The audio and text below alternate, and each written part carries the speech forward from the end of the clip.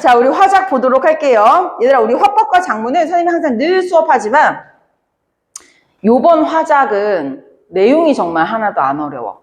그래서 우선은 이게 모의고사 해설 강의가 중심이 아니라 내신 중심 강의로 수업하는 거라 내가 조금 많이 망설여지긴 하는데 그래도 내용 수업할 게 없어.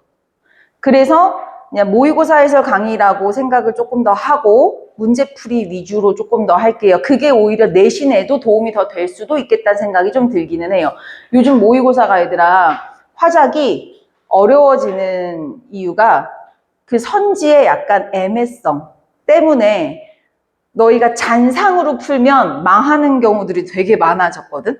그 경우에 대해서도 선생님이 조금 더 얘기를 해볼 거예요. 알겠죠?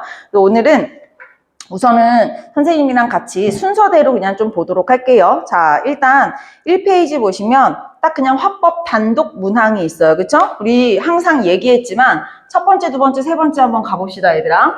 1번 문제는 보통 어떤 내용이라 그랬지? 자, 1번 문제, 화법 문제야. 그럼 보통 어떤 거라 그랬어, 얘들아?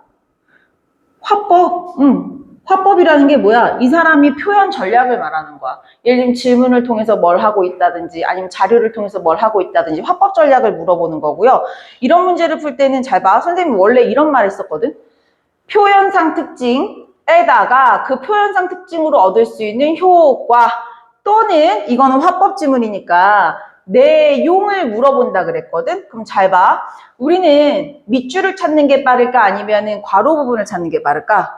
우리는 요걸 찾는 게 빠르단 말이야. 어떤 표지, 표현을 찾는 게 빨라. 예를 들면 이 표지라는 게 뭐냐면 질문을 통해서 내용을 강조하고 있다. 뭐 이런 식으로. 또는 질문을 통해서 지난 경험을 환기하고 있다. 이런 거. 그럼 봐봐. 그냥 이걸로 써볼게요.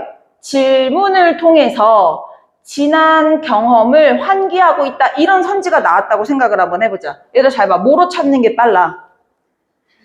질문을 찾는 게 빨라. 질문은 얘들아 뭘 찾으면 되는 거야, 본문에서? 그렇지. 문장 보호 찾으면 되는 거야, 얘들아. 이해됐어요? 그렇기 때문에 요 물음표 있는 부분만 싹 스캔해서 그 부분이 지난 경험을 환기하고 있는지 요렇게 매칭만 시키면 되는 거거든? 그러니까 요렇게 하면 굉장히 빠르게 풀어낼 수 있다고 내가 맨날 얘기를 했었던 문제 유형이 바로 요 1번에 해당하는 35번 문제란 말이야. 근데 요번에 선생님이 체크해 놓은 거 한번 봐봐, 얘들아. 발표자의 말하기 방식이 화법 아니에요? 그치? 이 화법에 대한 설명으로 적절하지 않은 것은 자, 선생님이 네모 괄호 쳐놓은 거 봐봐. 청중의 이해를 돕기 위해 관용 표현을 활용하였다? 얘들아, 관용 표현이 바로 여기에 해당되는 거야, 표지. 관용 표현 찾기가 어때요? 어려워, 얘들아. 근데 관용 표현 찾는 팁 뭐야? 따옴표. 따옴표 찾으면 돼. 근데 따옴표 찾는 거는요, 살짝 조금 힘들 수 있거든, 얘들아. 근데 따옴표 찾는 거 선생님이 좀 체크를 한다고 치면, 만약에 얘들아, 내가 지금 이거 컬러풀하게 좀 만들어도 너희가 찾기가 어렵겠지만, 따옴표 찾는 거 그렇게 어렵지는 않거든? 그럼 봐봐. 여기 이 문단에 화촉을 밝히다 보여요? 그 다음에 우리 5문단에 바람 앞에 등불 보입니까? 그치? 이렇게 지금 관용 표현 바로 찾을 수 있고요. 선생님 봐봐.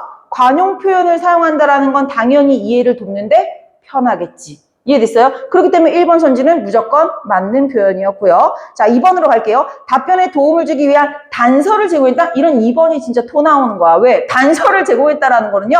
표지가 없어. 이건 내용을 읽어야 돼, 얘들아. 이해되니? 요거는 남겨두도록 할게요. 자, 3번 가겠습니다. 발표 내용의 신뢰성을 높이기 위해 관련 기관에 서면 얘들아 관련 기관 이것도 찾아야 되고요. 자, 그 다음에 4번 볼게요. 발표 내용을 분명하게 전달하기 위해서 준 언어적 표현. 이거는 표지가 있지, 얘들아. 선생님 물어볼게. 준 언어 뭘로 찾아야 돼?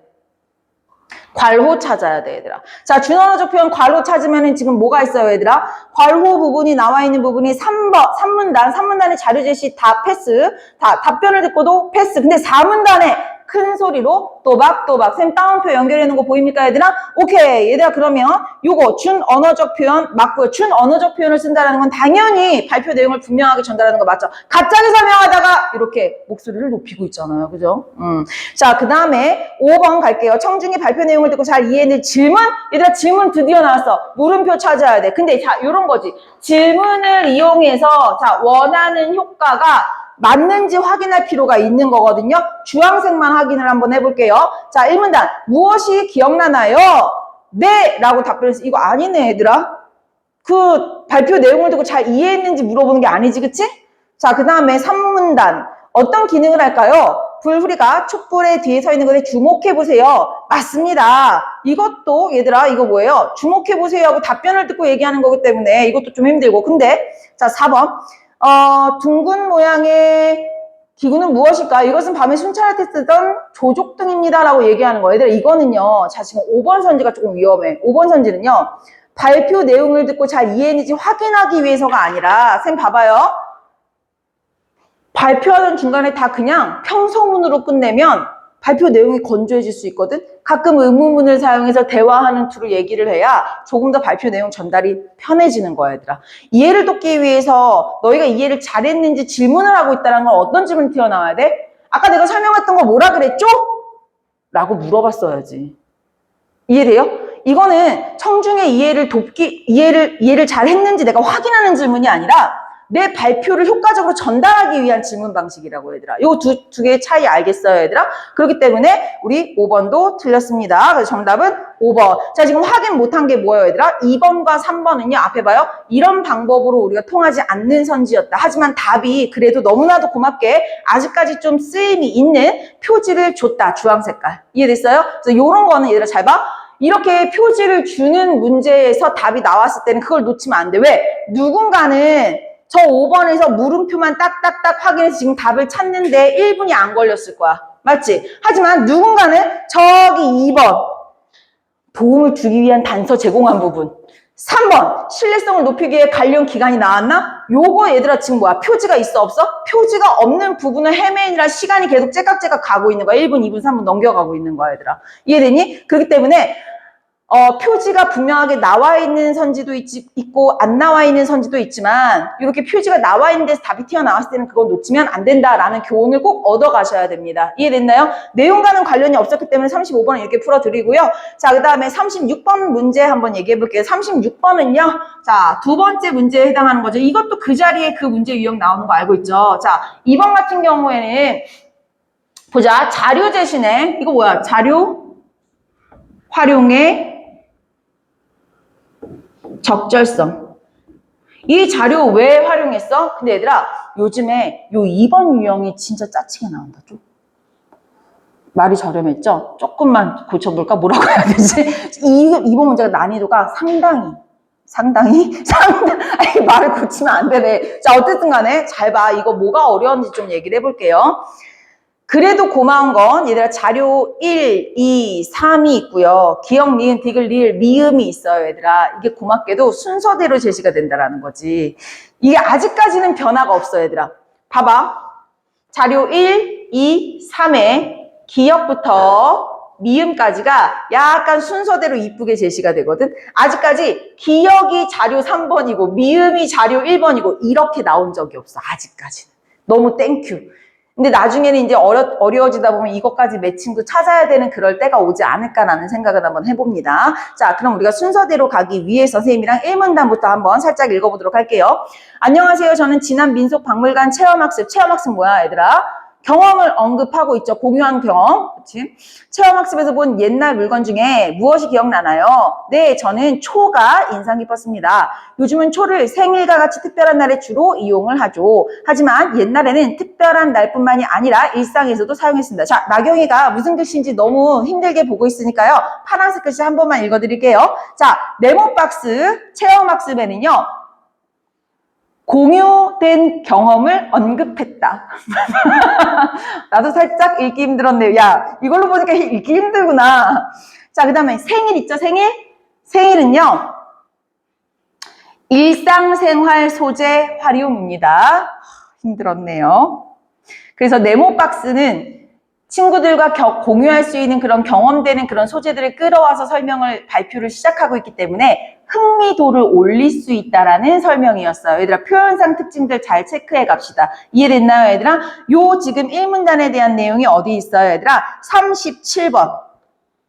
37번에 빨간색 밑줄 부분 볼게요. 공유하는 경험, 생활과 관련된 소재를 이용해 흥미를 보일 것 같아 라고 청중을 분석했기 때문에 이걸 초반에 언급을 했다라는 겁니다. 이해됐나요? 그래서 선지 1번, 선지 2번 다 오케이. 얘들아 샤프 들어서 선생님이 지금 소거하고 있는 선지들은 다 체크를 한번 해줍시다. 지금 우리 1번 선지, 2번 선지 소거했어요. 1번 선지, 2번, 37번에 1번 선지, 2번 선지 소거했고요. 자, 우리 35번에 5번 선지 답 나왔고요. 하지만 우리 아직 1번, 4번 소거했고 2, 3번은 남겨두었습니다. 자, 그러면 이 문단 갈게요.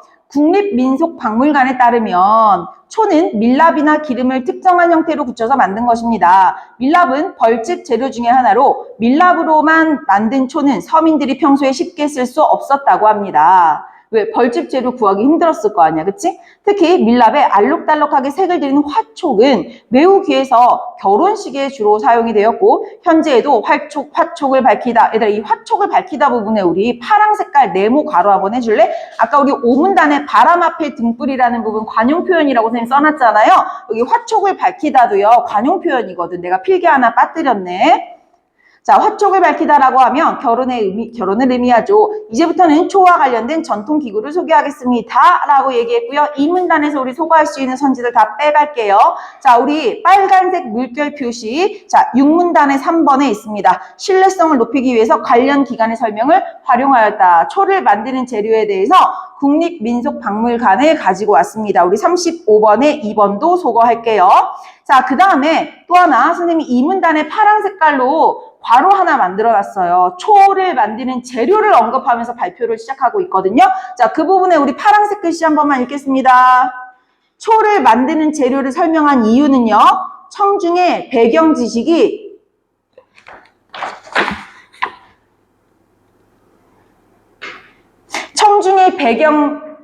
청중의 지식 수준을 고려함. 이라고 쓴 것 같아요. 맞죠? 네. 청중의 지식 수준을 고려함. 이렇게 썼습니다. 자, 그러면 37번 문제에 두 번째 갈게요. 초의 재료에 대해서는 배경 지식이 충분하지 못할 거야. 라고 해서 3번 선지는 오케이. 됐나요? 네. 자, 그러면 이 상황에서 이제 우리는 36번 하기 위해서 이제 지금부터 3문단으로 가겠습니다. 자, 기억부터 갈게요. 자료 제시. 이것은 초가 쉽게 쓰러지지 않도록 초를 꽂아드는 촛대입니다. 얘들아, 자료 제시할 때 기억 딱 촛대라는 얘기 나왔을 때 자료 1번 갔어야 돼, 얘들아. 촛대 보이죠? 촛대 중에는 이렇게 뒤쪽에 금속판이 달려있는 것이 있었는데요. 이 금속판을 불후리라고 합니다. 자, 여기서 질문. 불후리는 어떤 기능을 할까요? 하고 기다렸겠지? 불후리가 촛불의 뒤에 있는 것에 주목해보세요. 하고 답변을 들었어. 얘들아 이게 어떤 부분이냐면 빨간색 네모가로 어디에 있습니까? 우리 아직 해결 못했던 35번의 2번 선지. 답변에 도움을 주기 위해서 단서를 제공했다. 여러분 불후리가 어떤 역할일까요? 해놓고 나서 뭐라 하지? 촛불 뒤에 있는 것을 주목해보세요 하고 단서를 제공했다라는 거야, 얘들아. 이런 건 찾기가 힘들지, 그치? 선생님이 일부러 선지와 본문에 같은 표시 해놨습니다, 얘들아. 이해됐죠? 자, 그러면 이렇게 해서 우리 35번은 다 해결을 했고요. 자, 계속해서 읽어볼게요. 맞습니다. 불후리는, 얘들아, 노란색만 집중할까요? 3문단의 노란색. 촛대가 있고, 뒤쪽에 금속판을 불후리라고 하고, 불후리는 불빛을 반사해 주변을 더 밝게 비추는 기능을 한다라고 얘기했죠? 자, 우리 기억에 대해서 다 읽었습니다. 그러면 넘어와 볼까요? 자료 1번에서 우리 36번 문제 1번 선지. 자료 1은 촛불의 빛이 불후리에 미치는 영역. 야, 이게 되게 선지들이 그럴듯하게 만들어놨어. 왜냐면 지금 방금 읽었잖아, 그치? 방금 읽었을 때 촛대 맞고, 기억 맞고, 자료 1번 맞고, 불후리 맞고, 뭔가 둘의 연관성도 있지? 그렇기 때문에 이게 선생님 아까 말한 거 잔상으로 푼다는 말이 뭐냐면 키워드 갖다가 푸는 거거든, 애들이. 근데 그 아주 매력적인 키워드들이 선지에 다 들어가 있어. 그럼 이게 뭔가 이거 맞지 이렇게 돼버린단 말이야. 근데 요즘에는요 그 인과관계, 선후관계, 주체, 객체까지 다 고려해서 문학도 독서처럼, 근데 화작도 독서처럼 요렇게 선지를 지금 만들어내는 추세거든요, 얘들아. 지금 잔상으로 풀면 다 망하게 돼 있어, 얘들아. 이거 어디가 틀린 거야? 촛불의 빛이 불후리에 미치는 영향이 지금 자료 1번이에요. 자료 1번을 통해 알 수 있었던 건 뭐예요, 얘들아? 이 불후리가 이 주변을 더 밝게 만들어주는 기능을 한다. 그냥 그 정도였지, 얘들아. 촛불의 빛이 불유리에 어떤 영향을 미치는가? 이건 아니었지. 키워드만 똑같은 거지. 얘들아, 역할은 지금 다른 거였죠. 자, 그래서 지금 1번이 틀렸고요. 자, 그 다음에 자료 2번으로 가도록 하겠습니다. 얘들아, 자료 2번은 4문단 가야겠죠? 자, 이것도 잘 읽어야 돼. 자료 2번 분홍색 가겠습니다. 니은 갈게요. 둥근 박 모양의 이 기구는 무엇일까요? 이것은 밤에 순찰을 할 때 쓰던 조족등입니다. 한자로 비추다를 뜻하는 조, 그리고 발을 뜻하는 조, 그래서 조, 족, 등, 즉 발을 비추는 득이라는 뜻입니다. 까지 끊어봐. 방금 전에 얘가 설명을 이렇게 했다. 지금 딱 봐도 자료 2에 대해서 말하는 게 지금 니은 아닙니까? 맞죠? 그러면서 얘가 설명을 했는데 이거 뭐라고 하는 거냐면 조족등이라고 해 하면서 뜻풀이 해주지 않았어요? 뜻풀이? 자, 그 다음에 또 할게요. 그래서 큰 소리로 얘기를 하죠. 조족등이라고 합니다. 그리고 모양이 둥근 박과 같다고 해서 박등이라도 야 앞에 봐요. 이 뭐라고도 부른다고? 박등이라고도 불러요. 라고 얘기해서 이 박등은 왜 이렇게 부르는 거야? 이거는 조족등은 뭐야 얘들아? 한자의 뜻을 풀이를 해서 이름을 저렇게 만들었다라는 얘긴데 박등은 지금 뭐였어요? 둥그렇게 박처럼 생긴 모양 때문에 저렇게도 불러라고 지금 얘기를 한 거거든. 근데 이거 분류해서 안 읽었잖아? 그럼 애들이 이걸 퉁쳐서 어떻게 기억하냐면 오케이 여기 지금 여기는 이름의 유래에 대해서 얘기했구나. 요렇게 지금 퉁쳐져. 그거를 딱 이용한 선지가 지금 36번에 2번이에요. 잘 봐. 조족등이라는 이름의 형태에서 유래했음을 설명하기 위해 니은에 딱 지금 퉁치고 있지 얘들. 이거 어떻게 퉁치고 있니? 지금 어떻게 섞어놨어요? 야 있잖아. 조족등의 이름 유래에 대해서 말하고 있는데 조족등의 모양에 근거해서 이름 얘기했네? 이렇게 얘기한 거야 얘들아. 지금 싹 매칭 섞어놓은 거 보여요? 모양에 근거한 이름은 박등이었지 조족등이 아니었어. 이해됐니? 그래서 지금 이거 틀린 거야 얘들아. 이해됐어요? 그래서 요것도 나는 여기 36번에 2번 선지를 만드는 그 출제자들의 눈을 니네가 잘 봐둬야 된다고 생각해. 지금 정시 준비하는 사람들. 이해돼요? 요런 뉘앙스가 지금 한 최근 2, 3년 안에 계속 나오는 선지 유형이거든? 요런 문제에서 선지를 되게 꼼꼼히 봐줘. 잔상으로 풀면 다 망하게 돼 있어, 지금. 자, 그 다음에 이제 자료 2번째 계속해서 갈게요, 얘들아. 이번엔 파랑색으로 가겠습니다. 4문단에 파랑색 쫓아오세요. 디귿. 조족등의 내부에는 반원형의 고리 회전축이 있어서 조족등의 발 밑을 비추든 앞을 비추든 초가 똑바로 서 있게 됩니다. 라고 얘기하면서 우리 36번에 3번은 맞습니다. 자, 그래서 36번에 3번은 정답이었고요. 자, 다음은 우리 리을로 가겠습니다. 리을은 회색 쫓아오시면 되겠네요. 회색. 5문단. 마지막으로 청사초롱입니다. 바람 앞에 등불이라는 말이 있죠. 촛불은 바람에 쉽게 꺼지기 때문에 이를 막기 위해서 골격이나 종이나 비단을 감싸 만든 기구가 초롱입니다. 자, 여기 이거 집중할게요. 잘 봐. 지금 여기서 뭐라고 했냐면 우리 디귿 설명하고 있죠? 디귿은 자료 몇이에요? 자료 3이죠? 자료 3 설명할 때 벌써 뭐부터 얘기했냐면요. 초의 단점부터 얘기했어. 얘들아, 초의 단점이 뭐야? 바람에 쉽게 꺼진다라는 얘기를 조금 했어요. 그쵸? 그러면 초가 바람에 쉽게 꺼지는 단점이 있기 때문에 이 초가 꺼지지 않게 골격을 만들어서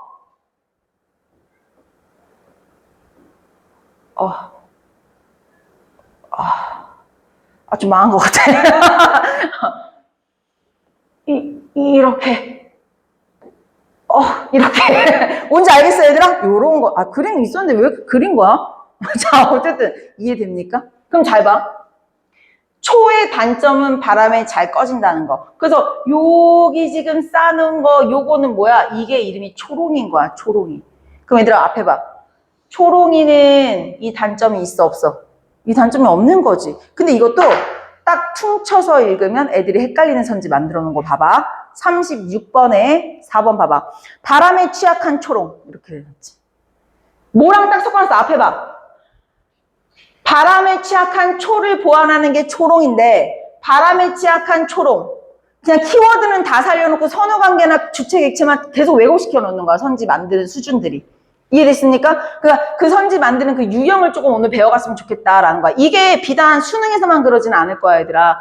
학교 선생님들이 내신을 만드실 때도 이런 걸 적극적으로 활용을 좀 하실 거라고 선생님이 생각을 합니다, 얘들아. 이해됐니? 계속할게요.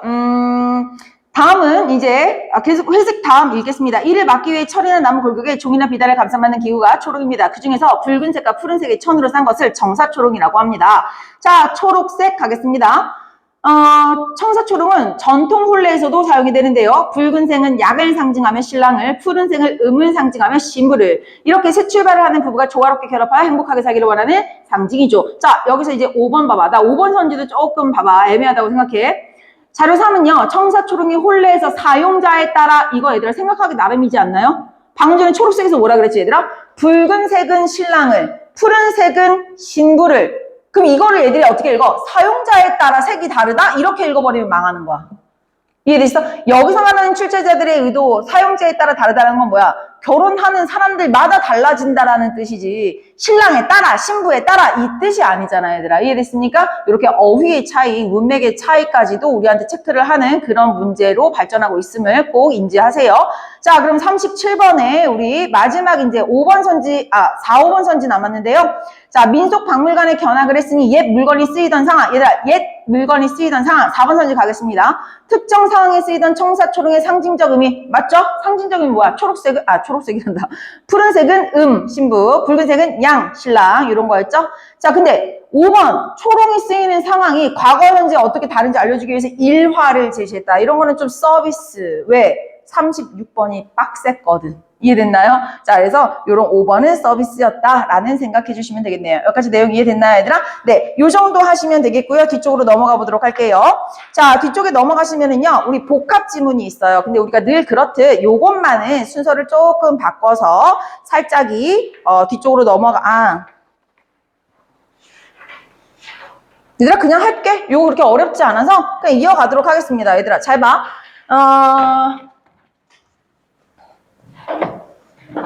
원래 여기 세 번째는요, 청중의 듣기 전략이었는데, 요거 지금 우리한테 세 번째에 해당하는 문제 같은 경우는요, 천작을 분석해서 발표에 반영한 내용이니까요, 어떻게 보면은 듣기 전략이라기보다는 청중을 분석해서 발표를 계획한 걸 반영했느냐를 물어봤기 때문에 사실은 이거는 말만 그럴듯하지 내용일치 문제나 비슷한 문제였다라고 생각을 해주시면 되겠네요. 원래 요거 세 개가 거의 변함이 없었는데 요거를 조금 이렇게 변화된 모습을 볼 수가 있었고, 다음은 이제 화법뿐만이 아니라 이제 섞어놓은 거 한번 보도록. 섞어놓은 것도 내가 맨날 말했었지 얘들아. 봐봐. 4, 5, 6, 7, 8에서요. 여기는 화법 문제일 거야. 여기는 작문 문제일 거야. 얘야말로 복합 문제일 거야 얘들아. 이해되니? 항상 이런 식으로 나오니까 선생님이랑 또 한번 보도록 할게요. 화법 문제 이 안에서 또 해결이 되겠죠. 작문 문제도 여기서 해결이 되겠죠. 자, 우선은 선생님이랑 이제 화법부터 가도록 합시다. 얘들아 이것도 그렇게 크게 어렵지 않습니다. 내용이 어렵지 않기 때문에 선생님이랑 중간중간 문제 풀러 넘어올 테니까 정신 똑바로 차리고 들으세요. 자, 가부터 가겠습니다. 생태 동아리 학생들의 대화이다. 얘들아 대화에다가 동그라미 한번 해주시고요. 이 대화를 한번 들어보도록 합시다. 학생 1, 얘들아 지금 발화하는 사람이 3명이다. 기억할게요. 지난 시간에는 녹지공원 조성 아이디어 공모전에 참여하기로 했었지. 자, 얘들아 지난 시간엔 참여하기로 했었고요. 오늘은 아이디어 구상을 해보자. 오늘은 아이디어 구상하기로 했어요. 자, 첫 번째, 지난 시간엔 참여한다. 결정된 내용을 확인했고요. 자, 오늘은 아이디어 구상해보자고 대화 목적을 제시한 부분들. 나는 사람이 관리하지 않고 자연상태 그대로 두는 의도적 방치를 바탕으로 아이디어를 준비해왔어. 생태 특강에서 들었던 건데 공원의 일부를 의도적으로 돌보지 않는 구형으로 만드는 거야. 자, 학생 3. 의도적 방치가 가능한 거야? 그렇게 하면 어떤 점이 좋은데? 자, 여기서 의문을 제기하면서 부연 설명을 요청하고 있는 부분이었습니다.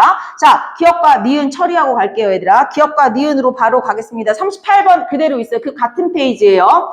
자, 이거 선생님 그대로 써놨지? 지난 시간에 결정된 내용을 확인한 뒤에 대화의 목적을 밝히고 있다. 의문을 제기한 뒤에 궁금한 점에 대해서 설명을 줘. 이거 얘들아, 선생님 지금 선지 필기 어떻게 들어간 것 같아? 본문에 그냥 다 써놓은 거야, 파란색 글씨로. 왜? 너희 이 선지 공부하라 그러면 기억 안 하잖아. 근데 내가 이 필기 외우라 그러면 외울 거잖아. 그치? 그래서 내가 요 38번에 있는 요 선지 이 내용들 있죠? 본문에 다 써놨어. 기억, 니은, 디귿, 리을, 미음 다. 이해됐죠? 네, 요렇게 확인하시면 되는데 난 여기서 근데 요 한마디 해주고 싶다? 아직까지 그런 게 없는데 포인트가 1, 2번 선지에 내가 네모 박스 쳐놓은 거 어디다 쳐놨니? 뒤. 나중에 너희 내신이나 나중에 모의고사 문제가 조금 더 발전을 하게 된다면 요거 순서 싹 뒤집어 놓는다고 생각해봐. 요것도 우리가 오답이 될 수 있지. 이해돼요? 학생들은 보통 이런 데서 더 걸리는 법이거든. 이해됐니? 그래서 이런 선지들도 나올 수 있으니까 조심하라는 의미에서 선생님이 네모박스 쳐놨습니다. 이해됐죠? 그래서 선후 관계뿐만이 아니라 순서까지도. 이해됐나요? 네, 이런 거 조심해야 됩니다. 가연아 괜찮니? 선생님 상처 크게 입었어요. 졸면 안 돼요. 가연이 이름 박제됐어요. 문가연 씨. 자, 그러면 계속 해볼게요. 자, 다음 가겠습니다. 야, 근데 의도적 방치가 가능한 거야? 그렇게 하면 어떤 점이 좋은 건데? 노랑 색깔. 특정 구역을 의도적으로 방치하면 다양한 생물이 자라나고 유입되면서 역동적인 생태계가 만들어질 수 있어. 헉, 그렇구나. 또 다른 장점도 있으면 알려줘. 아, 잡초 제거가 임의적인 거잖아. 그치? 잡초 제거를 하지 않으니까 녹지공원 조성에 드는 비용이 줄어드는 효과가 있어. 아, 그래. 제초제를 뿌리지 않으면 화학 물질로 인한 토양이나 수질 오염도 줄겠네. 그런데 의도적 방치 구역에서 생태계가 원래대로 돌아온 그런 사례가 있기는 해? 라고 회색깔로 넘어갔네요. 자, 라지 A 해결하고 가겠습니다, 얘들아. 자, 라지 A 갈게요, 얘들아. 40번 문제가, 이거 바로바로 해결하고 갈게요. 별로 어렵지 않아서. 자, 40번 가겠습니다. 라지 A. 라지 A와 관련해서 예상되는 비용에 대해서 작성한 스몰 a를 바탕으로, 자, 비용이네요. 경제적인 장점을 나에 제시했다. 지금 뭐야, 얘들아? 앞에 봐요. 우리 지금 요 문제 풀고 있어요. 자, 요 문제가 뭐였어요? 야, 우리 화법 지문에 있는 내용이 장문 지문에 반영되었니? 이거 지금 물어보는 거거든? 바로 그냥 우리 확인해 가면서 할게, 얘들아. 선생님이 가 지문이랑 나 지문에 똑같은 표시해놨어. 자, 우리 장점 넘버링 해놨죠? 1번, 2번이라고, 얘들아. 그치? 나 지문 2문단 가겠습니다. 내용이 쉬워서 선생님 이렇게 뒤죽박죽 읽어도 다 소화가 됩니다. 의도적 방치구역이 만들어지면 인간과 자연 모두에게 적지 않은 이점이 있습니다. 우선 생태계의 자생 능력이 강화되어서 생태계의 복잡성과 다양성을 확보할 수 있습니다. 그 결과 식생이 풍부해짐으로써 토양이 단단하게 고정되어 자연재해를 예방하고 또 인공물 설치, 잡초 제거와 같은 조경 작업 등 공원 조성에 드는 비용이 절감됩니다. 더욱 제초제의 사용이 절감하게 되어서 화학 물질로 인한 토양 오염이나 수질 오염도 줄어드는 부가적인 효과도 있습니다. 여기까지 됐나요, 얘들아? 자, 그렇기 때문에 나에 어때? 들어간 거 맞아, 안 맞아? 나에 들어간 거 라지 A가 나에 반영된 거 맞네요. 이해됐나요? 이렇게 실시간으로 다 해결하면서 하겠습니다, 얘들아. 이렇게 하는 이유는 사실 모의고사기보다는 이거 내신 때문에 이렇게 한다는 게 더 크다라고 알아주시면 됩니다. 실전에서 이렇게 하기 조금 힘들 수 있어요. 하지만 연습하면 돼요. 왜? 글이 짧고 어렵지 않기 때문에, 얘들아. 자, 그 다음에 계속하겠습니다, 얘들아. 다음 가자. 회색 할 차례입니다. 가의 회색. 야, 근데 이거 우리 의도적 방치하면 이렇게 잘 된 사례가 있어? 동그라미시에서 세모섬에서 이렇게 했더니 생태계가 복원되고 철새들이 돌아왔대. 라지 B. 근데 생각해보니 다른 지자체에서 진행한 비슷한 사례를 들은 적도 있는 것 같아. 얘들아, 동그라미시 얘기했더니 다른 지자체 얘기하고 있어요. 그지? 자, 여기에 대해서 얘들아, 그럼 봐봐. 이제 습관이 돼야지. 이런 거 하면은 나에서 찾기가 쉬워. 도형이 들어갔잖아. 빨리 찾아봐. 동그라미시 세모섬. 어디 있어? 3문단에 바로 보여야 되는 거야, 얘들아. 이거 반영됐어? 안? 자, 봐봐. 이제 얘들아, 그 문제의 그 메커니즘을 알아봐. 지금 우리 40번 문제가 원하는 게 뭐야? 40번 문제가 원하는 거는요. 라지 A부터 라지 E까지가 여기에 반영된 일을 물어보는 거잖아. 그럼 바로바로 확인이 가능한 건 확인을 해줘야 되는 거야. 내용이 어렵지 않기 때문에. 반영됐어? 안 됐어? 반영됐네. 그거 확인을 한번 해볼까? 세모섬 말고 다른 데 한번 볼게요. 얘들아, 3문단 읽고 가야지. 동그라미시에서는 세모섬을 의도적으로 방치해서 습지 생태계를 회복하고 철새가 돌아오게 한 사례가 있으며 해외에서도 마름모 나무를 심은 후에 의도적 방치를 통해서 풍부한 생태계를 되찾았습니다. 인근의 별시에서도, 자, 인근 별시, 다른 지자체 튀어나왔네요, 얘들아. 이를 적용해서 녹지공원을 만들고 생태계 복원에 성공했습니다. 여러 사례를 첨가할 때 우리 시도 녹지공원 내 의도적으로 방치구역을 성공적으로 조성할 수 있습니다. 자, 오케이. 40번에 2번 선지 갈게요, 얘들아. 자, 나의 제시한 거, 라지 B, 나의 제시한 거 맞습니다. 다른 지자체의 사례. 다른 지자체 누구야? 별시. 이해됐나요, 얘들아? 네, 요렇게 확인을 했고요. 다음은 이제 우리 세모 가도록 하겠습니다. 우리 가에서 세모 학생 1 바로 가겠습니다. 그렇구나. 근데 이런 공간을 만들면 문제점은 없니? 자, 문제점 가겠습니다. 네모 박스 1번. 어수선하고 지저분한 공간으로 보일 수도 있어. 그리고 시민들이 여가를 즐길 수 있는 공간도 좀 줄어들어. 왜? 여가를 즐기려면 아무래도 좀 예쁘게 꾸며놓고 깔끔해야 되거든. 아, 그래도 이런 시도가 필요하다고는 생각해. 지금 당장은 불편할 수 있지만 자연이 스스로 회복할 수 있도록 공원의 일부라도 자연에게 내어준다면 장기적으로는 시민들에게 도움이 될 거야 라고 얘기를 했네요. 자, 그러면은 라지 C 부분. 라지 C 부분이 조금 애매하기는 합니다. 자, 뭐야? 단점에 대해서 봐봐. 선생님 봐봐. 집중해봐. 이 단점이 두 가지 나왔지. 좀 지저분해 보일 수 있고 사람들의 여가 공간이 좀 줄어들 거야 라는 단점에 대해서 이 물결 표시들 있지. 이게 해결책이 될 수 있니? 솔직히 이거 해결책 아니고 뭐야? 근데 그런 단점이 있더라고 하더라도 좀 참을 만한 가치가 좀 있지 않을까? 그러니까 이런 느낌이지. 저 지금 단점 1, 2번에 대한 해결책은 사실 아니야. 맞지? 자, 그러면 선생님이랑 같이 우리 어디로 갈 거냐면요. 똑같이 5문단 가봐, 얘들아. 아, 4문단, 5문단에 밑줄친 부분이 단점이잖아. 방치된 구역이 어수선하고 지저분해 보이고 여가를 즐길 수 있는 공간이 줄어들어서 시민이 불편해할 수 있어요. 자, 5문단 가봐. 근데 저희의 제안이 실현되면 다음과 같은 효과가 있을 거예요. 의도적 방치 구역이 안정화되면서 역동적인 생태계가 만들어질 거고요. 시민들이 교육의 장으로 활용할 수 있을 거예요. 이게 위에 있는 단점에 대한 해결책이 아니야. 근데 마치 단점 아래에 뭔가 기대 효과를 갖다 놓으니까 해결책인 양처럼 속이는 선지가 나왔단 말이야, 얘들아. 요게 지금 어디에 있어요, 얘들아? 40번에 3번 바로 가야 돼. C가 문제점이었죠. 문제점과 관련하여 제안 내용에 대한 실현의 필요성에 대해 작성한 스몰 C를 봤더니 스몰 C가 뭐야? 문제점이 있는데도 실현해야 되는 이유는 무엇일까? 라고 했죠. 예상되는 불편함. 이 제안 내용의 실현으로 해소된다라는 점을 나에 제시했다? 얘들아, 나에도요. 문제점 해소하는 방안은 안 갖다 놨어. 그냥 기대 효과일 뿐이야. 이런 기대 효과가 있기 때문에 그 불편한 거 좀 참는 게 어때? 이 정도의 내용이지 이 불편한 점을 해결할 방안을 얘기해 준 건 아닙니다. 이해됐나요? 근데 이제 배치를 그렇게 뭔가 마이너스 플러스 느낌으로 해놓으니까 이게 마치 해소 방안인 양 요런 느낌들. 자, 그러면 계속하겠습니다. 자, 우리 디귿 갈게요. 디귿. 가에 디귿 가겠습니다. 라지 C 밑에. 아, 동의해. 그러면 공간을 방치만 하면 되는 거야? 뭐야? 설명을 요청하고 있어요. 야, 이거 방치만 하면 돼? 아, 초반에는 사람이 최소한으로는 개입을 해서 생태계가 정상적으로 돌아올 수 있는 조건을 만들어주는 것이 필요하대. 뭐 어떤 조건? 자, 지금 계속 설명 요청하고 있어요. 처음에는 대대로 우리 땅에서 자라온 토착 식물을 심고 사람들의 출입을 제한해서 해당 구역을 보호하는 방법으로 우리가 조건을 인위적으로 만들긴 해야 된다는 거, 처음에는. 디귿 부분.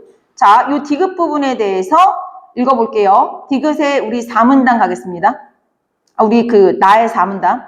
우선 공원 내에 적합한 구역을 지정하고 토착식물을 심어야 합니다. 왜냐하면 토착식물이 생태계를 교란할 수 있는 외래종의 정착을 막는 기능을 하기 때문에 얘들아, 물결이 좀 추가됐죠.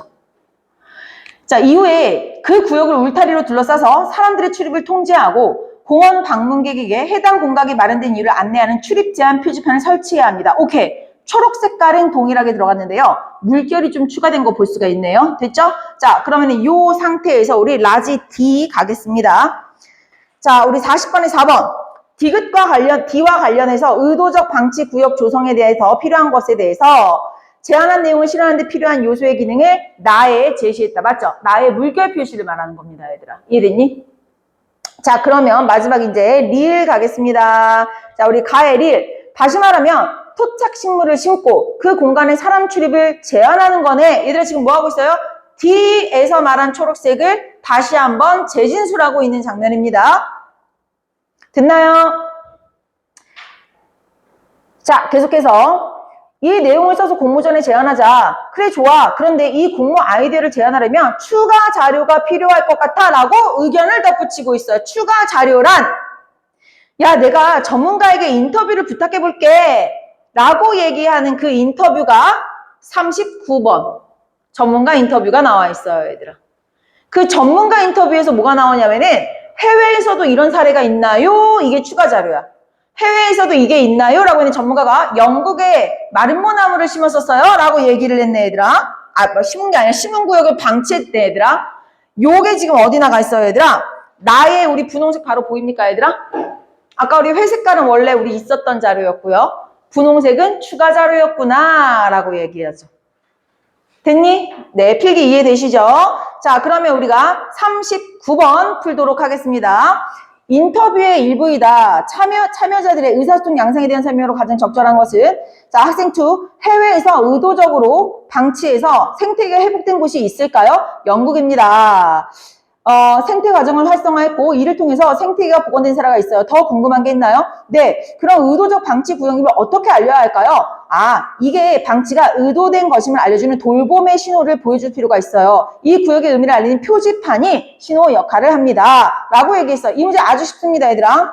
전문가는 인터뷰 목적을 파악하기 위해서 질문 내용을 학생 2에게 되묻고 있다. 얘들아, 이거 추가로 더 궁금한 게 있나요? 이렇게 물어본 거지. 이거 왜 물어보는 거예요? 목적을 파악하기 위한 질문 안 했고요. 자, 전문가는 사례에 대한 학생 3의 이해를 돕기 위해 개념의 이해 좀, 너 이거 근데 인위적 방치, 인위적 방치가 아니지. 의도적 방치가 뭔지는 아니? 뭐 이런 거 안 했죠? 자, 근거를 보강하기 위해 다른 나라의 경우를 예로 들어 답변할 거. 그렇지. 근거를 보강한 게 뭐야? 아까 우리 마지막에 대화가 어떻게 했나? 추가 자료 해야 될 것 같아. 라고 얘기했죠? 자, 그렇기 때문에 3번은 맞는 거였고요. 자, 그 다음에, 이거 4번 말도 안 되지. 공정성 확보를 위해 찬반 관점 모두를 포함해. 야, 난 그럼 인터뷰 안 할래. 요구하는 게 왜 이렇게 많아? 자, 그 다음에 5번. 학생 2와 3은 모두 제안의 채택의 가능성을 높이기 위해 타당성을 검토해 답변을 요청한다. 타당하게 좀 얘기해 주세요라는 이런 거 안 했었죠? 자, 그 다음에 이제 40번도 우리가 자, 우리 D와 관련한 부분을 선생님이 했었니, 얘들아? 40번에 5번? 스몰 E. 표지판 하는 거. 이것도 얘들아 4, 5번이 동시에 풀리는 거네요. 40번에 4, 5번 동시에 풀립니다, 얘들아. 물결 표시양, 초록색 물결 표시로 동시에 풀려요. 자, 그러면 선생님이랑 41번 가겠습니다. 41번 그렇게 어렵지 않아요? 나에 활용된 글쓰기 방식에 대해서 얘기하자고 했어요. 우리 얘들아 다 읽었다. 생태계가 회복된 모습을 공간별로 묘사했다는데 공간별 묘사 없고요. 분류도 없고 물결 따라와. 분류도 없고요. 그리고 자연재해가 식생에 미치는 영향도 없고 순서대로 제시하지도 않았고 도시 공원에 대한 인식 변화도 없고 문답 형식도 없고 이건 있어. 제초제 사용 감소가 환경에 미치는 영향을 원인과 결과로 제시했다. 요거 어디에 나와 있냐면요. 정답으로만 바로 갈게요. 이 문단에 선생님이 파란색 글자로 인과라고 써놨어요. 보이니 얘들아? 그 부분이 바로 41번에 5번에 대한 답 되겠습니다. 요 풀이는 요 정도 하면 되고요. 42번 문항 갈게요. 얘들아 42번 문항이 조금 빡셉니다. 자, 다음은 나의 5문단을 고쳐 쓴 글이다. 초고를 고쳐 쓰기 위해서 동아리 학생들이 했을 조언으로 가장 적절한 것인데, 자, 요거 볼게. 잘 봐. 요거는 선생님이 안 넘겨볼 수 있도록 3페이지 맨 위에 보면 까만색 네모 박스 보이니? 그 까만색 네모 박스가 우리 5문단이야. 거기다 5문단이라고 좀 써주세요. 자, 우리 안 넘겨봐도 되죠? 자, 그럼 5문단 읽고 가겠습니다. 저희 제안이 실현된다면 다음과 같은 효과가 예상됩니다. 의도적 방치 구역이 안정화되면서 역동적인 생태계 구역이 생태계 구역이 넓어진다? 그 생태계 결과가 어떻게 넓어지는지 조금 더 디테일했으면 좋겠다. 그치? 또한 시민들이 교육의 장으로, 시민들이 그 의도적으로 방치된 거기 있잖아. 어떻게 사용하는데 교육의 장이 되는 거지? 안 해놨지, 얘기. 그러면 42번에 보기 박스 갈게요. 저희 제안이 실현된다면 다음과 같은 효과가 예상됩니다. 의도적 방치 구역이 안정화되면이 원인이야. 이건 나와 있었던 말이고요. 이 구역의 풍부한 생태계가 밑줄 주변 숲에도 긍정적인 영향을 미쳐. 이 부분 추가됐네. 숲과 숲을 연결해주는 기능에다가 밑줄 이 부분 추가됐네. 원인을 추가했어요. 거기서 필기해놨죠? 원인과 결과 사이를 추가해놨다고. 결과는 뭐예요, 얘들아? 역동적인 생태계가 넓어질 것이다. 이거 동그라미들은 이미 있었던 내용이고요. 주황색이 추가된 겁니다, 얘들아. 이해됐나요? 자, 그러면 또 하나. 그리고 시민들이 자연스럽게 조성된 생태계를 뭐 하면서 물결 표시? 관찰하면서 교육의 장이 될 수 있을 것이다. 이 관찰이라는 부분도 추가됐음을 알 수가 있네요. 이해됐나요? 자, 정답 4번입니다. 갈게요. 역동적인 생태계 구역의 확장과 교육의 장으로서의 사용에 대한 설명이 충분하지 않아서 이것을 보충했다. 맞는 말이죠? 자, 근데 선생님이랑 1번부터 왜 틀렸는지 봅시다. 제안의 기대 효과를 밝히는 문단의 목적. 얘들아, 목적이 드러나지 않았다? 얘들아, 목적 우리 맨 위에 네모 박스 봐봐. 우린 다음과 같은 기대 효과가 예상됩니다. 이게 이거 말하는 5문단의 목적이야, 얘들아. 목적 이미 드러나 있었지. 이미 드러나 있었기 때문에 드러나 있지 않으니까 추가해야겠어라고 하면 안 돼요. 이미 있었어요. 자, 그 다음에 2번. 기대 효과에 대한 예측이 특정 입장만 반영했다. 얘들아, 특정 입장. 아니, 두 가지 다 얘기했어. 자연 입장도 얘기했고요. 사람들 입장도 다 얘기했어요. 이미 5문단에서 주황색, 파란색 다 있죠. 자, 그 다음에 3번. 제안을 받아들였을 때 혜택을 누리는 대상이 드러나지 않았다? 혜택을 누리는 대상 두 개 다 드러났지. 자연도 혜택이 있고요. 사람에게도 혜택이 있었어요. 이것도 틀렸어요. 자, 그 다음에 5번. 얘들아, 5번을 조심하라고 선생님 써놨으니까 천천히 읽겠습니다. 의도적 방치 구역의 안정화가 가져올 효과에 대한 설명이 드러나지 않아까지 끊어봐.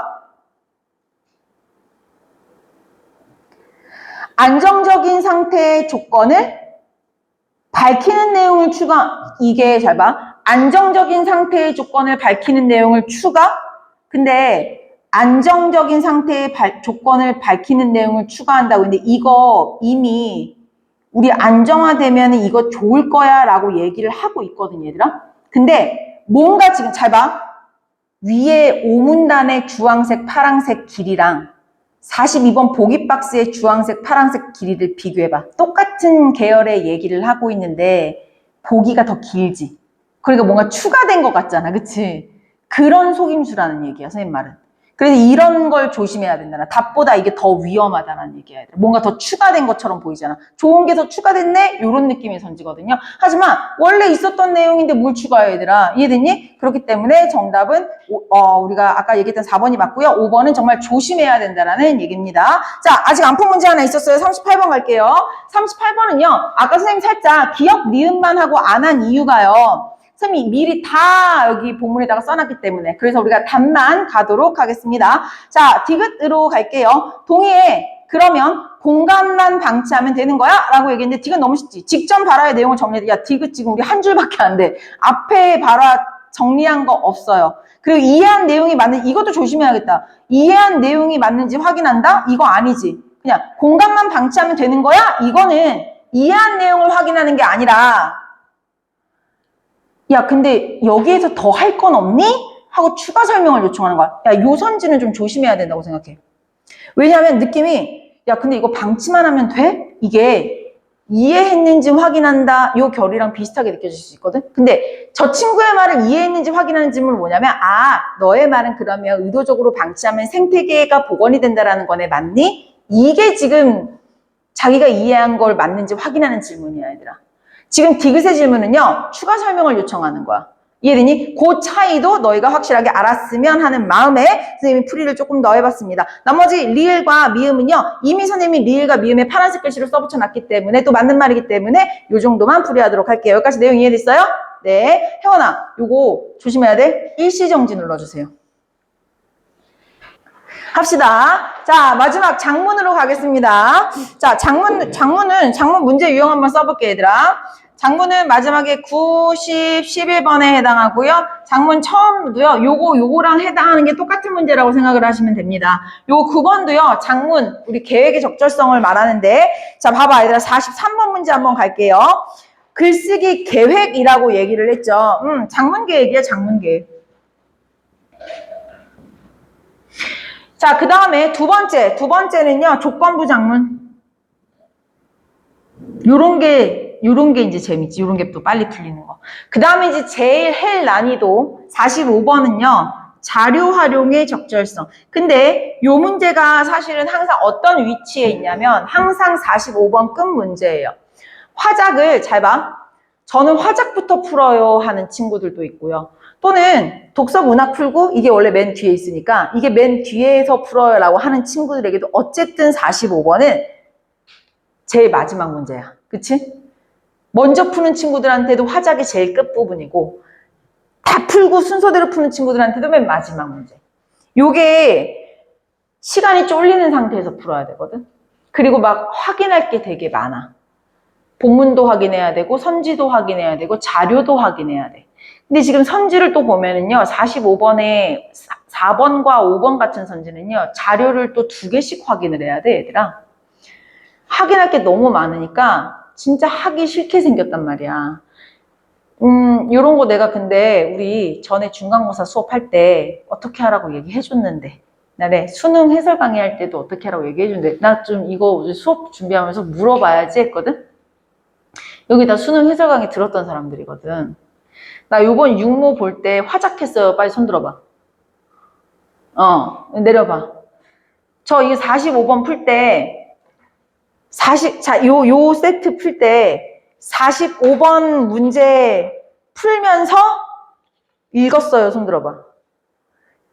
요거 해야 돼, 얘들아. 오늘 선생님이 요거 또 다시 한 번만 해줄 테니까 다음 구모 때 요 45번과 같은 문제 풀 때 꼭 이렇게 좀 했으면 이거 하면 이 3점짜리 문제가 글을 다 읽음과 동시에 정말 매끄럽게 너무 쉽게 풀리고 근데 이거 선지가 되게 어렵게 나오는 선지들이 요즘 되게 많아. 아까 그거랑 똑같아. 앞에 봐. 얘랑 똑같이 키워드로 풀면 망하게끔 하는 선지들이 요즘 너무 많이 나오거든. 그래서 더욱이 1문단 읽었을 때 얘 바로 1문단 2문단 읽었을 때 바로 2문단 이렇게 해줘야 돼. 그러면 그 순간에 이 지문 다 읽으면서 45문제 같이 동시에 해결. 이거 얼마나 완벽하냐고 얘들아. 알겠죠? 자, 한번 해볼게. 그냥 깔끔하게 1문단부터 읽을게요. 1문단부터 쫓아오세요. 자, 장문 상황입니다. 우리 장문의 기본 가겠습니다. 얘들 장문의 우리 장문 맥락 4가지 뭐예요? 철도공학에 관심 있는 학생이 교지에 얘들아 교지 뭐야? 장문 매체 등장했고요. 매체가 등장하는 순간 예상 독자 선정됐고요. 동력 분산식 발음 어렵다 오늘. 동력 분산식 고속열차 주제죠. 에 대해서 알리는 글 목적이죠. 장문 맥락 다 등장했네요. 자, 1문단 가겠습니다. 노란 색깔 고속열차를 이용하는 사람들이 꾸준히 늘고 있는데 새로운 구동 기술을 적용한 고속열차가 주목받고 있다. 320을 자랑하는 이 고속열차는 우리나라 운행 환경에 적합한 분산식 기술을 적용하고 있다. 분홍색 기존의 기술은요. 집중식 고속열차이다. 이것과 비교해서 분산식 고속열차에 대해서 말을 한번 해보자 라고 얘기를 하는 글이었네요. 이거 천사초롱을 아직도 그려놓고 있네. 그러니까 우리 1문단에서 얘기하는 거는 뭐냐. 기존의 것이 있고 새로운 것이 있다. 기존의 것은 뭐라고 얘들아? 동력을 집중해놨대. 근데 동력을 집중해놨는데 얘는 동력을 분산해놨대. 그 동력을 분산하는 게 뭐다? 우리나라 환경에 더 적합하다라고 얘기를 했네. 그게 왜 그러는지 한번 봅시다, 얘들아. 근데 그런 사이에 지금 몇 문단 다 읽었어? 1문단 다 읽었어, 얘들아. 빨리 가보자. 자, 얘들아, 45번에 선지 1번. 기억 다시 1. 얘들아, 그럼 기억 다시 1 빨리 훑어봐. 23년, 24년, 25년 고속열차 이용객 추이. 얘들아, 변수랑 제목을 보면 끝나는 거야, 그래프는. 그럼 잘 봐. 1번 선지. 괄호 1을 활용해서 23년부터 25년까지 연도별 고속열차 이용객 수를까지 끊어. 여기까지 기억 다시 1에 대한 정보만 튀어나왔지. 맞아, 틀려? 맞지? 고속열차 이용 증가에 관한 구체적인 수치로 1문단에 보강한다. 1문단 첫 번째 줄 뭐라 그랬어? 꾸준히 사람들이 늘고 있다라고 얘기했거든요. 괜찮아, 안 괜찮아? 이거 이렇게 풀어줘야 돼. 이렇게 풀어야 이거 너무 예쁘게 항상 어떻게 나오는지 알아? 섞여 있긴 해도 1문단, 2문단, 3문단, 4문단, 5문단에 추가한다. 이렇게 나와 있어. 이렇게 좋은 방법인데 왜 안 써먹냐고. 다음 모의고사 풀 때 꼭 써먹어요. 알겠죠? 자, 그러면 2문단 가겠습니다. 자, 1문단 갔다가 할 수 있는 거 없죠? 자, 그러면 2문단 가겠습니다. 2문단, 초기에 도입된 열차들. 얘들아, 초기야. 초기면 어디를 말하는 거야? 동력을 집중시켜 놓은 걸 말하는 거겠죠?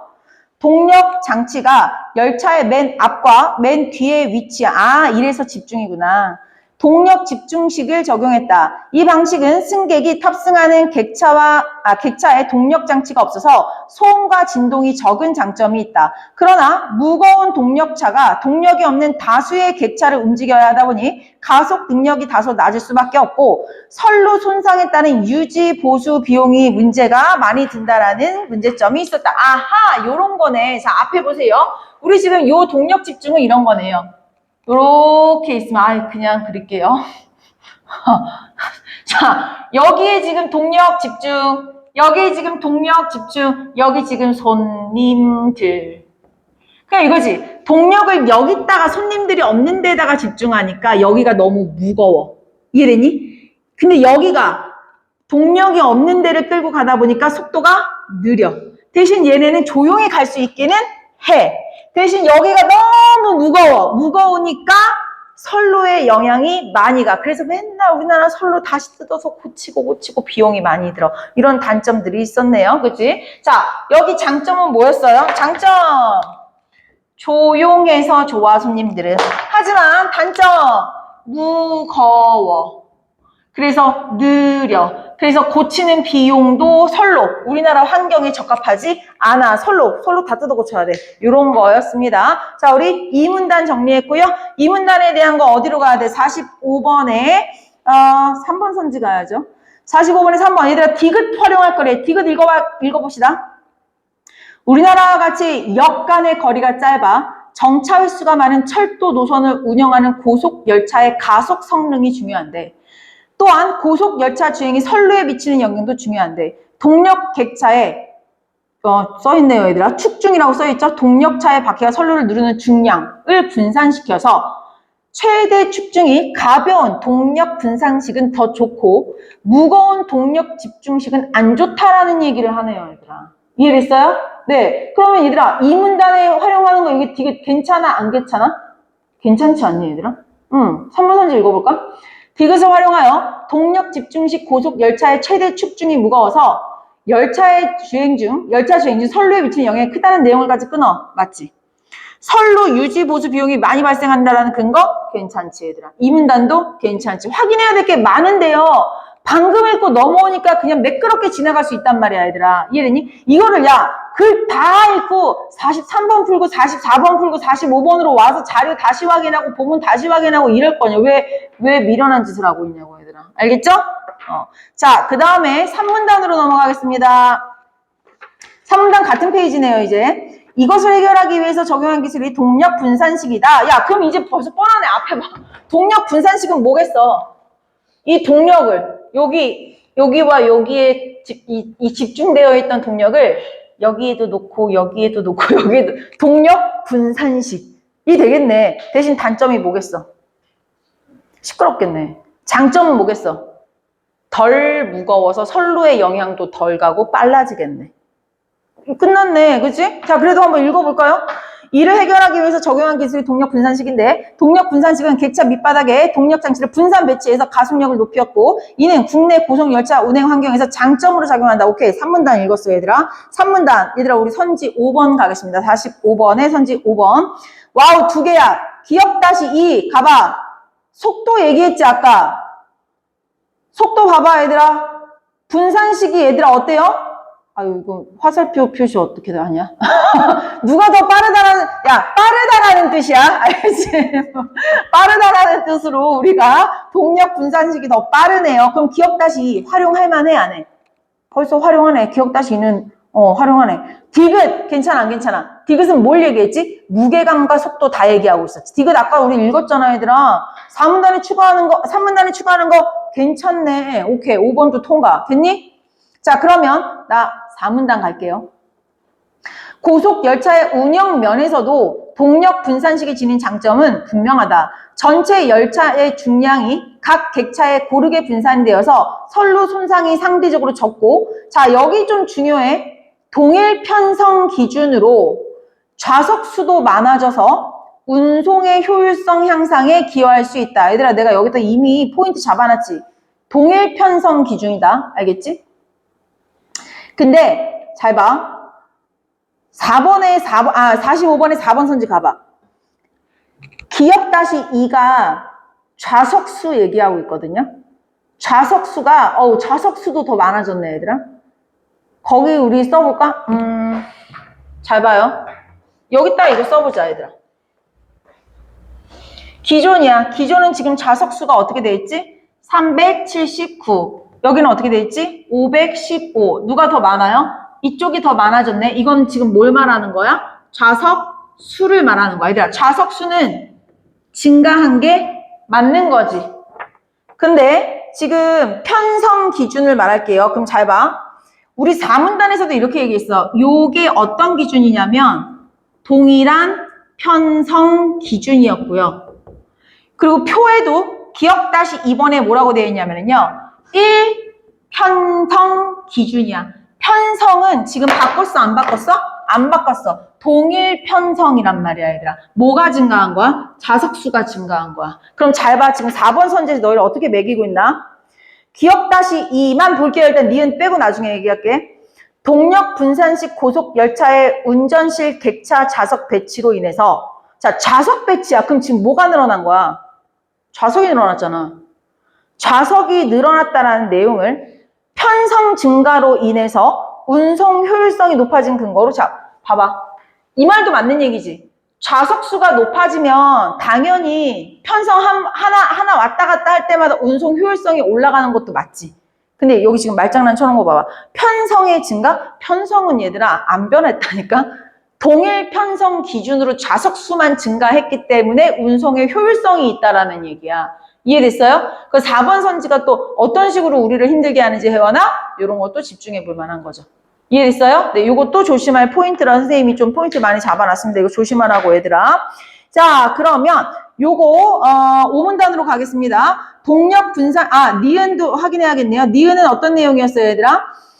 요거 니은 가겠습니다. 네모공사는 고속열차 동그라미에 동력 분산식을 적용하고 객실, 운전실 객차에 좌석을 배치하여 좌석수를 늘렸다고 바뀌었다. 그러니까 니은도 사용하는 거 괜찮네요. 좌석수 늘린 얘기니까요. 여기서 포인트는 이거지. 편성을 늘린 게 아니라 좌석수를 늘려서 효율성을 올린 거라고 얘들아. 이해됐어? 근데 슬쩍 편성을 늘렸다라고 쓱 말을 바꿔치기 했잖아, 얘들아. 자, 그 다음에 자, 나경이 괜찮니? 나 5문단 갈게요. 동력 분산식 고속열차는 객실 바로 아래에 동력기관이 있기 때문에 구동 시 발생하는 소음과 승객, 진동이 승객에게 전해져서 승객들이 불편함이 있다. 그러나 발전된 기술을 적용해서 소음과 진동을 감소시켜서 동력 분산식의 단점을 줄이고 있다라고 하는 거. 니은으로 바로 갈까요? 똑같은 색깔 회색. 객실 바닥에 흡음재를, 자, 소음을 흡수한다라는 거죠. 플로팅 플로우는 뭐야? 바닥을 좀 뗀데라는 거야. 그러니까 떠뜬 바닥이야. 기술을 적용해서 소음과 진동을 줄였다라고 하네요. 자, 그러면 마지막 몇 번이야, 얘들아? 5문단 필요한 거. 2번이네요. 2번. 니은을 활용하여 단점을 보완하는 거 5문단에 추가한다. 괜찮겠네요. 여기까지 이해됐나요? 네. 자, 그러면 선생님이랑 같이 이제 44번으로 가도록 하겠습니다. 자, 44번. 그게 봐봐, 얘들아. 선생님 봐봐. 이 45번 문제가 오히려 나이스라니까? 이거 하는 사이에 우리가 글을 어떻게 했어? 다 읽었어, 얘들아. 그치? 이렇게 풀어주는 게 맞아. 알겠죠? 그러면 나머지 이제 43번, 44번 뭐야? 아직 잔상 안 살았어. 우리 바보 아니잖아, 얘들아. 그치? 그렇기 때문에 다 풀어줄 수 있어. 자, 43번부터 그냥 가자. 43번 갈게요, 얘들아. 고속열차가 화제가 된 사건을, 요즘에 뭐 승객이 늘고 있다라는 화제 제시는 뭐 해줄 수 있다고 했지만 그게 사건을 제시한 건 아니고요. 장단점 대조하는 거 맞고요. 자, 동력 장치를 종류별로 제시한 거 아니고요. 자, 그 다음에 이거 뭐야? 문제를 해결하는 방법은 제시했지만 단계별로 제시하지는 않았고요. 자, 중량 감소에 대한 상반된 평가, 중량 감소해서 좋다, 속도 빨라졌다 이런 얘기만 했지 상반된 평가는 없었습니다. 자, 44번으로 갈게. 나 이 문제 참 재밌어. 자, 조건이 3가지가 나왔어. 비유적 표현을 활용해서 고속 열차 구동 기술의 변화에 의에 대해서 언급하고까지 끊어봐. 첫 번째는 파란색이 나와야 돼. 나는 이것도 요즘 많이, 옛날에는 되게 단순했거든요. 비유적 표현을 통해서 뭘 해서 마무리했으면 좋겠어 이런 게 나왔었는데 요즘에는 요구하는 게 되게 많아졌어요. 자, 첫 번째 앞자리에는 고속열차의 의를 제시했으면 좋겠는데 앞에 봐요. 그 의를 제시할 때 무슨 표현이 있었으면 좋겠다? 비유적 표현이 있었으면 좋겠다가 제일 첫 번째 큰 그림이었고요. 자, 여기다가 두 번째 후반부에는 뭘 갖다 놨으면 좋겠대? 후반부에는 기술에 대한 관심을 권유했으면 좋겠대. 오케이. 기술에 대해서 관심을 가져줘 하고 권유했으면 좋겠대. 앞에 봐. 그러면 잘 봐요. 우리가 확인해야 될게요. 요거. 그 다음에 나는 요거. 둘 중에 하나를 먼저 확인하는 게 제일 빠르다라고 생각을 하거든, 얘들아. 근데 선생님은 원래 이걸 먼저 좀 잡는 편이기는 해. 근데 나는 오늘 내가 이걸 문제 풀 때 왜 그랬는지 모르겠는데 마무리하는 걸 먼저 확인하고 싶더라. 왜냐면 이게 끝부분이기 때문에 뭔가 권유하는 말이 들어있으면 찾기가 좀 편할 것 같은 거야. 그래서 우리 오늘 요거부터 확인을 좀 한번 해볼게요. 자, 그러면 봅시다, 얘들아. 초록색 갈게요. 1번. 그 마무리만 읽으면 돼. 신기술에 관심을 가져보는 것이 어떨까? 1번 괜찮지? 자, 근데 2번 읽어볼까? 지속적으로 발전하는 철도 공학 기술이 우리나라를 넘어 세계의 표준을 자리 잡길 희망한다. 이건 자기의 희망이지 권유가 아니죠. 3번도 동력 분산식 고속 열차를 애용하여 국내 관광 활성화에 뭔 소리야? 국내 관광 활성화가 왜 튀어나오니? 이거 고르면 안 되지? 자, 그다음에 4번. 경제적 효과가 가장 큰 동력 분산식 고속열차 이용을 통해 에너지 절약? 이것도 말도 안 되는 거 하나 갖다 놨죠. 이런 의중이 뭘까? 자, 그 다음에 5번. 우리의 일상을 편리하게 만들어주는 고속열차 신기술에 관심을 가져보는 것이 어떨까? 얘들아 잘 봐. 그러니까 지금 여기서 벌써 2번, 3번, 4번은 다 제껴줘야 돼. 근데 되게 신기한 거 하나 보여줄까, 얘들아? 이걸로 찾잖아? 이거? 파란색 형광펜으로 찾잖아. 이거 내용? 이거 지금 1번부터 5번까지 다 칠해져 있어. 이걸로 찾으면 다 헤매. 근데 이걸로 찾았을 때 2개만 남았고요. 또는 비유적 표현 봐봐. 신호탄이 될 것이다. 대동맥처럼 심장 역할을 할 것이다. 이것도요. 이걸로 풀어버리니까 어때? 그래도 선지 2개는 속어가 되지. 그래서 속어를 빨리 할 수 있는 키워드를 먼저 잡아주는 게 훨씬 나아. 이런 문제도. 이해됐니? 자, 어쨌든 우리는 지금 1번하고 5번만 남겨놨기 때문에요. 비유적 표현이 들어있는 건 몇 번밖에 없습니까? 1번하고 5번 중에 신호탄이라는 말이 있는 1번밖에는 없습니다, 얘들아. 이해됐나요? 네, 이렇게 해서 우리가 정답 1번으로 마무리 지으면 되겠네요. 여기까지 내용 이해됐어요? 네, 내용은 그렇게 어렵지 않아서 일부러 그냥 문제풀이 위주로 좀 했습니다. 혜원아 아예 끊어주시면 되겠습니다.